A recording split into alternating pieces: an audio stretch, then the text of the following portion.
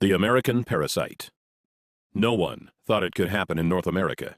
A parasite that uses your body as its personal feeding ground, taking over first your stomach, then your entire GI tract, forcing you to crave the foods it wants, while slowly destroying your body from the inside out. Governments are finally admitting that this is real. Measures have been proposed in New York and the country of Mexico to try and stop it. But by the time you watch this, it may already be too late. Perhaps the scariest thing is that its symptoms come on slowly. You may never even realize your fatigue, weight gain, or lack of sleep is the result of this bad bug, until it finally takes over and forces you to seek medical attention. In the next few minutes, I'm going to show you a simple test you can do to find out whether or not you've been infected, and if so, how to get rid of it before it causes potentially irreversible damage. I'm also going to expose the major government screw-up that allowed this to happen, and how they are now scrambling to fix it. Warning, the information I'm about to share with you is controversial because this parasite comes from the most unlikely place, your food supply. In the next few minutes, I'm going to expose the manipulative practices of several very large corporations, companies like General Mills, Nestle, and Coca-Cola, that they prayed the public would never discover. It's a tangled web of bribery that makes your average politician look like a saint. And they are currently spending tens of millions of dollars in false advertising to try to cover up what they have done. But it's about time someone pulled back the curtain. That's why I've spent a considerable amount of time and my own money over the last few months creating this video that they do not want you to see. So if you're serious about the health of your family, turn off your cell phone, take a seat, and make sure you watch every word of this presentation. What you are about to see and hear may shock you, but it may also save your life. Let's get started. The year was 1950. The death rate by heart disease in America had jumped to an astonishing 30%. Only far back as the 1900s, it was 10%. In just 50 years, deadly heart attacks had increased by a factor of 3 times. People were dropping dead at an alarming rate, and no one could figure out why.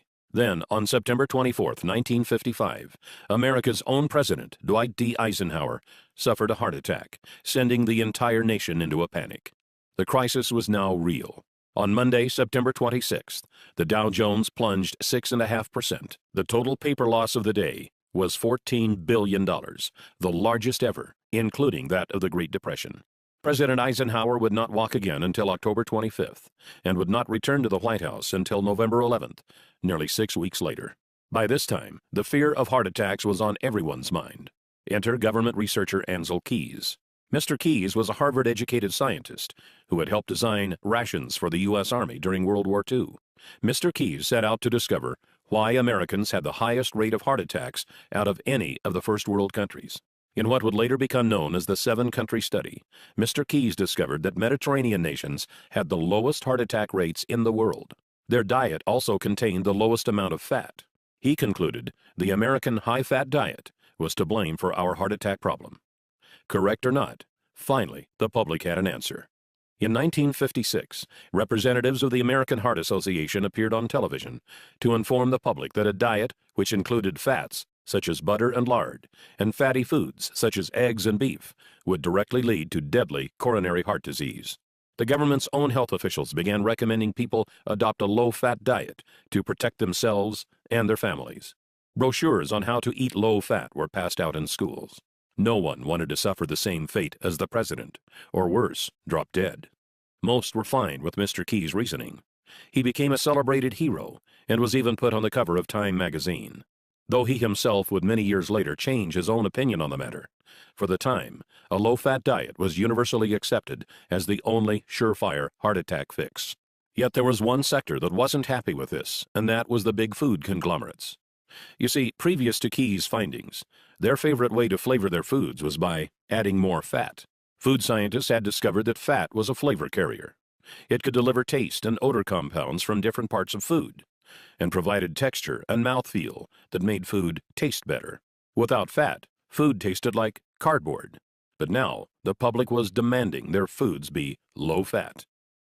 Processed and canned foods began to go uneaten as people turned to more natural, lower-fat alternatives.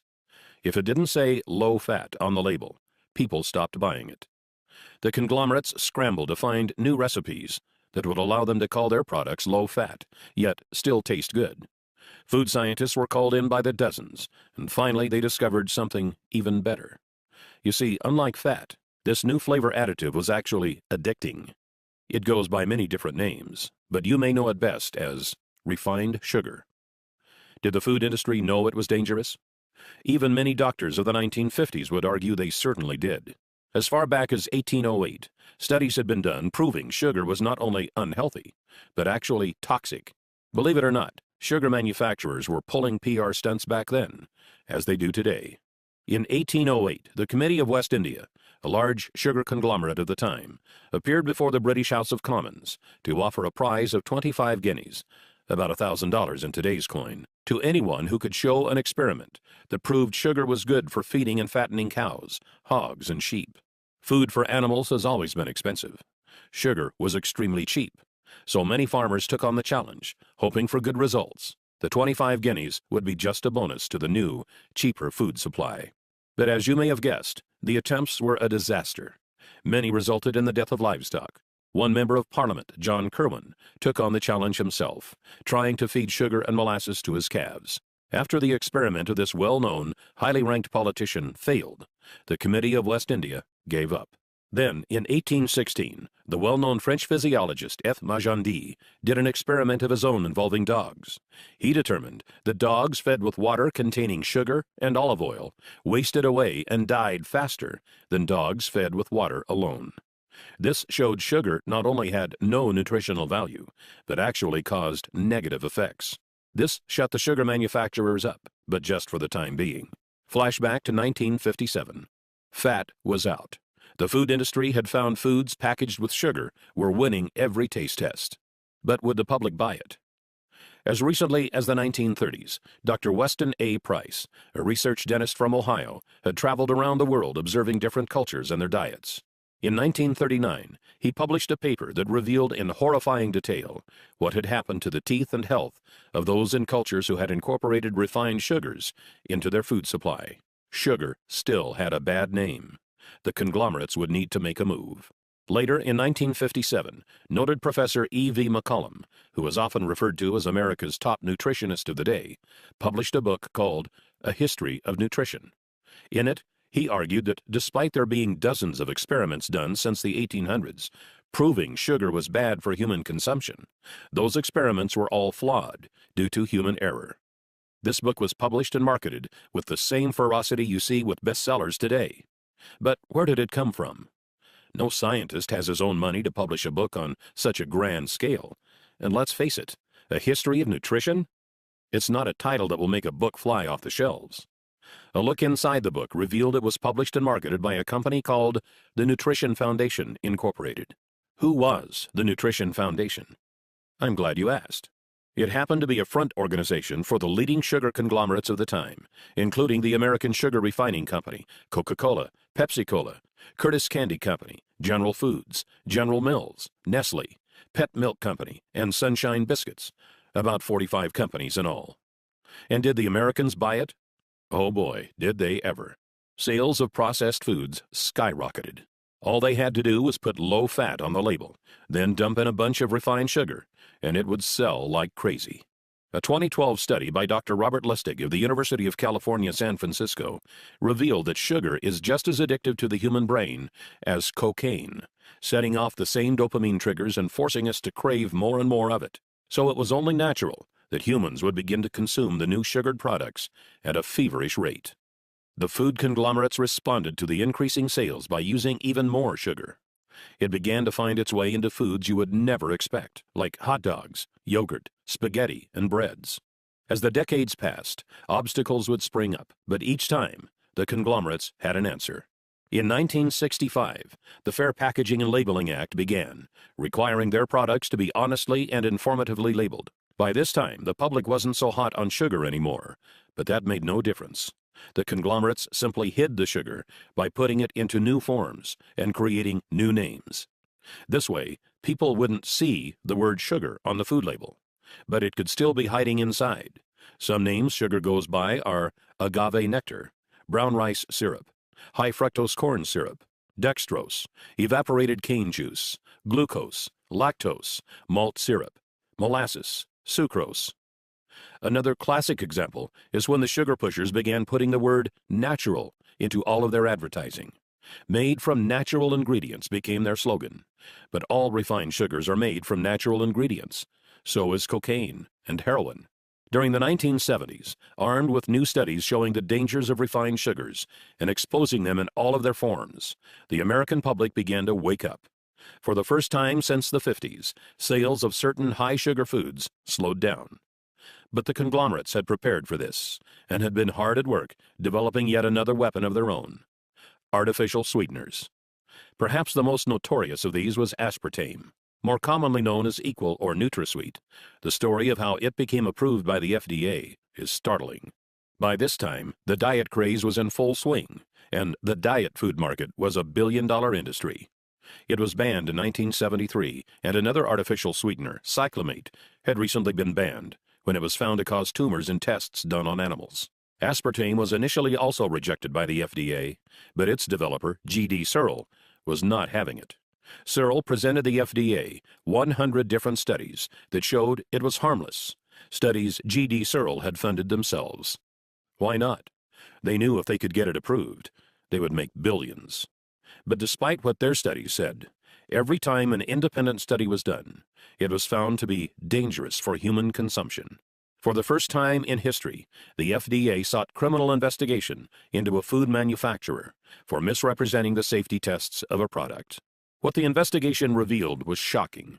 Deceased lab animals from the tests were not autopsied for months or even years after their deaths, so that rotting would render any tumor data inaccurate. Other animals were found to have tumors cut out and thrown away. Then the animals with the removed tumors were labeled as normal. Obvious tumors were labeled as normal swelling. The FDA easily ruled that aspartame would not receive final approval. But what would follow was a set of dirty political tricks that must have made Abraham Lincoln roll over in his grave. G.D. Searle first arranged to actually hire the U.S. attorney who was leading the investigation. Samuel Skinner first resigned from the U.S. Attorney's Office, stalling the investigation, then went to work for Searle. Later that year, Donald Rumsfeld was hired on as CEO of Searle. Yes, the same Donald Rumsfeld that was Secretary of Defense during the Bush administration. He appointed several political buddies to top management positions and proclaimed he would get aspartame approved within 1 year. At the time, Reagan had just been elected, and Rumsfeld was part of Ronald Reagan's transition team, who was in charge of choosing a new FDA commissioner. They appointed a man named Arthur Hall Hayes, Jr. One of Arthur Hayes' first acts as FDA commissioner was to appoint a 5-person panel to review the final decision to reject aspartame. 3 of the 5 panel members still voted not to approve it, citing the animal tumors as a big concern. So what did Hayes do? Simple. He appointed a 6th member to tie the vote at 3-3. Then Hayes, a man who knew nothing of food additives, decided he as a commissioner should get a vote also. He then cast the deciding vote himself, in favor of approval. Shortly after this scheme, Hayes resigned from his position as FDA commissioner, after which he was hired by Searle for a position paying hundreds of thousands of dollars a year. I know this sounds like a tale from a political horror movie, but sadly, it is 100% true. After all was said and done, aspartame was approved. Coca-Cola began using it to make Diet Coke, which they then marketed as a weight loss drink. In that first year alone, the FDA received over 600 consumer complaints reporting headaches, dizziness, and other strange reactions to this new foreign substance our bodies were never designed to handle. But the food conglomerates had won. And since then, over the last 30 years, more and more of these refined sugars, artificial sweeteners, preservatives, and other unnatural elements have infiltrated our food supply, creating essentially a new diet, without ever giving us a choice. The year now is 2013. Governments have finally wised up and are now backtracking, trying to clean up this mess. In March of 2013, New York Mayor Michael Bloomberg fought to lower sugar and sweetener consumption in his city by banning regular and diet sodas over 16 ounces. This September, Paul van der Velpen, the head of Amsterdam's health service, spoke out to call sugar an addictive drug that should be tightly regulated. And just last month, The country of Mexico made motions to put large taxes on sodas, just like the American government did with cigarettes. But like cigarettes, these dangerous additives have now become what feels like a permanent part of our society. So, what is the result of all this? What do these unnatural things actually do once we put them in bodies? Why did the dogs in F. Magendie's study die faster when sugar was added to their diets? Why are more people getting sick than ever before? Why are more people suffering from obesity than ever before? And why is cancer predicted to soar by 50% by the year 2020? The answer may frighten you, as it did me. Doctors are now saying it could be the widest spread health hazard to hit North America since cigarettes, polio, HIV, or hepatitis. In our lifetimes, this one thing will affect more Americans than all 4 of these combined. In 2005, molecular biologists at Rice University estimated it was already affecting 70% of the American population. What is it? It's the consequence of the unnatural elements we've been exposed to, and the deep, dark secret the food conglomerates are right now, as we speak, spending millions of dollars to try and sweep under the rug. They have some help from the killer itself, because this disease takes over your body from the inside. Most never even know it is there, until it's too late. Its name is Candida, otherwise known as the American parasite. Candida is a type of fungi, a single-celled member of the yeast family. Where did it come from? Was it carried over on a boat from Africa? Or did it come from livestock? Actually, no. Candida is a natural resident of your digestive tract, along with 25 trillion other bacteria, some good and some bad. So long as the balance stays in order, which scientists say now is 80% good bacteria to 20% bad, your digestive and immune systems will continue to function normally. But here's where the problem starts. Candida is a member of the yeast family. And do you know what yeast likes to eat? You guessed it. Refined sugars, artificial sweeteners, and preservatives. All of the things that have been added to our food supply in just the last 50 or so years. Maybe you did the experiment back in science class, where you put yeast on a petri dish and fed it sugar to get it to grow. That's what's happening in your stomach right now. Let's take a look at that picture again. These are actual Candida albicans growing in a petri dish. When you feed the Candida, it starts to breed, faster and faster and faster. Soon it has outnumbered the good bacteria in your stomach. Then it makes its way into your upper and lower intestine and throughout your entire GI tract. Before long, it begins to expand into other parts of your body, resulting in serious medical problems that can cripple your ability to enjoy a happy life. Fatigue, weight gain, sleeplessness, bloating and gas, irritable bowel syndrome, constipation, skin problems, fungal infections. These are just the start of the havoc Candida can wreak onto your body. If you're suffering from any one of these symptoms, it's very likely this parasite is to blame. When you take antibiotics, Candida growth accelerates even faster, as antibiotics kill off many of the good bacteria that would otherwise keep it in check. It's because of all this, doctors estimate that currently, at the time this video was being produced, in the fourth quarter of 2013, 80% of all Americans suffer from some degree of Candida overgrowth. Dr. David Perlmutter, a personal advisor to Dr. Oz, who you may know from the show, and his current New York Times bestseller Grain Brain, recently stated, "Those of us who deal with this health condition in a clinical setting are witnessing what now seems almost epidemic." Dr. David Perlmutter. The reason Candida is so dangerous is because it directly affects your digestive system, which is the largest internal organ in your body. It's also the home of your immune system. So when your digestive tract is weakened, so is your ability to combat sickness and disease. Left untreated, it can begin to affect every area of your life. Here is a list of common Candida symptoms composed by Dr. Mark Hyman, recognized Candida authority and best-selling author of The Blood Sugar Solution. General symptoms include chronic fatigue, loss of energy, general malaise, decreased libido, sensitivity to foods, chemicals, or other allergens, eczema, psoriasis, irritable bowel syndrome, toenail fungus. Gastrointestinal symptoms include thrush, bloating and gas, intestinal cramps, rectal itching, altered bowel functions such as diarrhea or constipation, yeast infections, frequent bladder infections, irritable bladder. Hormonal complaints include menstrual irregularities like pain or bleeding, premenstrual syndrome, thyroid dysfunction. Nervous system complaints include depression, irritability, inability to concentrate. Immune system complaints include allergies, chemical sensitivities, low immune function.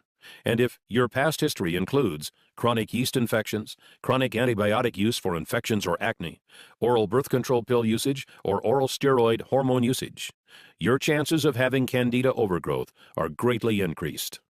One of the scariest things about Candida is the way it begins to reprogram you to crave more of the foods it wants. It hijacks taste buds, brain chemistry, and hormones to make you want foods that make it grow faster and mess you up even more. Breads, sugars, refined carbs, sodas, fried foods, carb-heavy foods like pizza and pasta, and of course, desserts and sweets. Do you often find yourself craving these things? If so, it's probably not because you're a naturally unhealthy eater, but because the bad bacteria has taken over. It's like they're down there in your stomach yelling, "Feed me!" forcing you to want foods that worsen your condition, make you gain weight, and make it literally painful for you to go on a diet that doesn't include them. Candida has also been linked to many studies showing it could be the #1 cause of obesity. As Doctors Carolyn Dean and William Crook write in their 2005 book, The Yeast Connection in Women's Health, most women don't have even an inkling that their symptoms could be caused by yeast overgrowth in their bodies.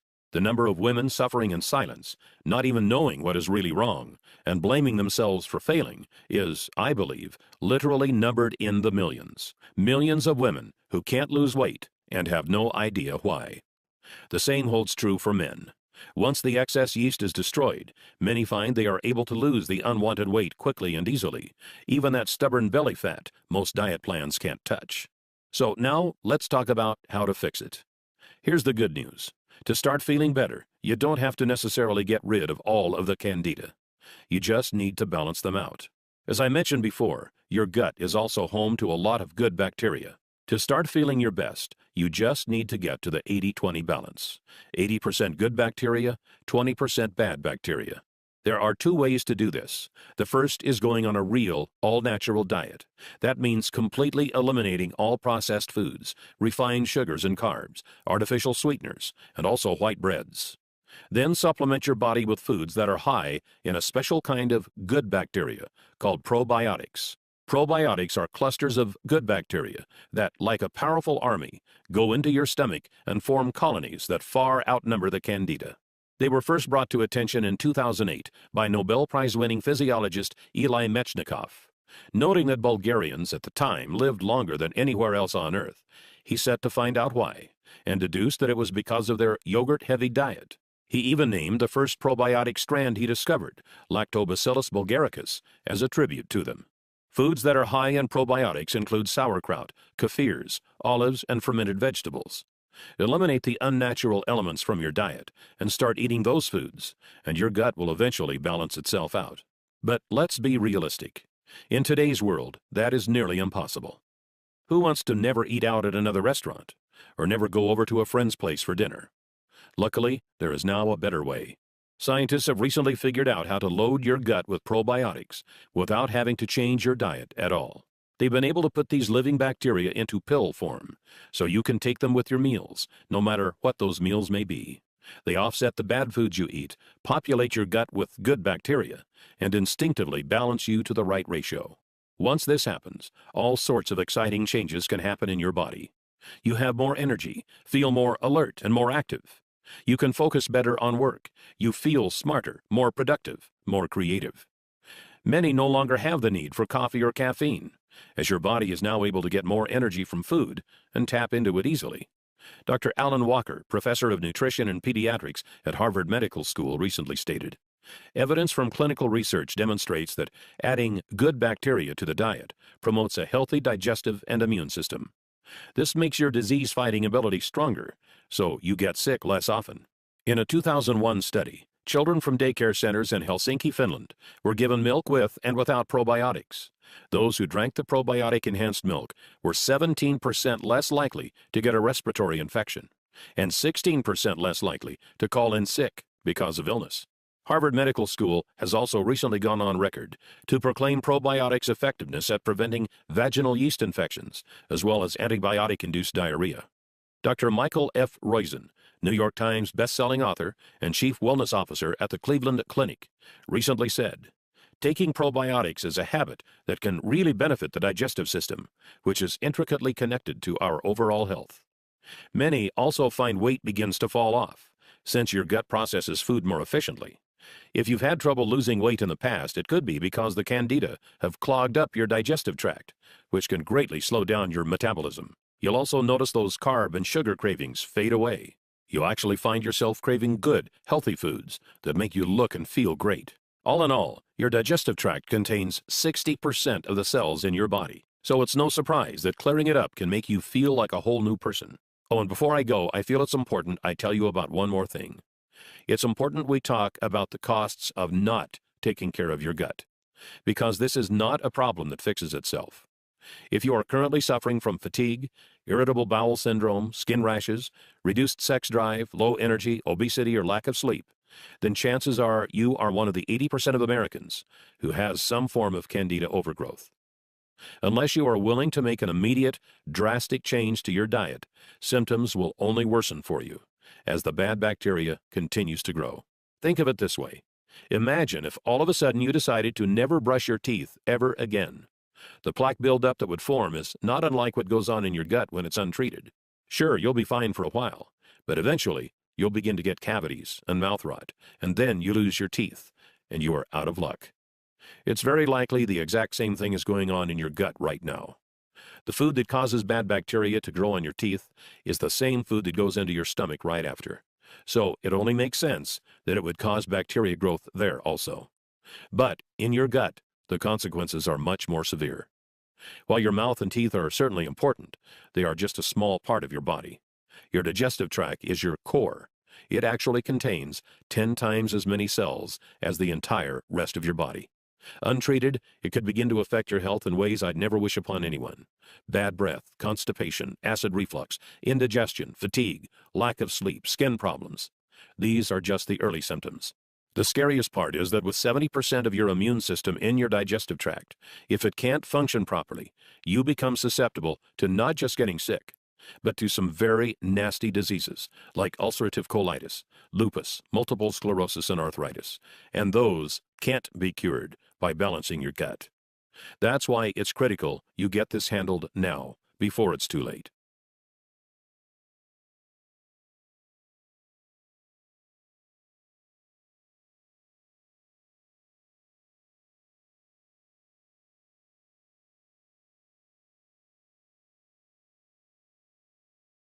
You'll find yourself sleeping better and waking more rested, but with new, exciting energy. You are ready to take on the world. You are no longer tired after meals and no longer find yourself craving bad foods. But when you do cheat once in a while with pizza or ice cream, you still feel great knowing it's not going to go straight to your hips. Don't be surprised if your bathroom habits become more regular. Since you are no longer a slave to your gut, multiple trips to the toilet are a thing of the past. Weight may also begin to fall off, as your body is now a food-burning machine, no longer a fat and sugar storage hub. You'll probably also discover you no longer find yourself needing caffeine, carbs, or sugar. Many claim their sex drive goes up as your body feels younger, sexier, and more vibrant. Your skin may even appear younger and firmer, as your body is better able to bring the nutrients from your food into your skin, replenishing your cells and giving you a healthy, youthful shine. And then, I can't tell you exactly when it will happen. It may be in a few days, or it could take a few weeks, but it certainly will happen. It's something I call the magic moment. The magic moment is when you wake up one day and realize that something is different. Your senses feel more powerful. You are more alert, centered, and on point. The air feels crisp, and your body feels alive. Your serotonin levels have soared, and your soul just feels like everything is right. Then you realize that's the way we humans were supposed to feel all along. And now that your body is running like a finely tuned machine, you know that you always will feel this incredible. It's a feeling you can't really put a price on. Our health is our most precious asset. Without it, we can't fully enjoy anything else. The last person to propose a natural cure against cancer is Tullio Simoncini, an Italian oncologist who finds himself in the middle of a storm after having declared that the origin of cancer is not genetic, but it is due to the aggression of a fungus called Candida albicans.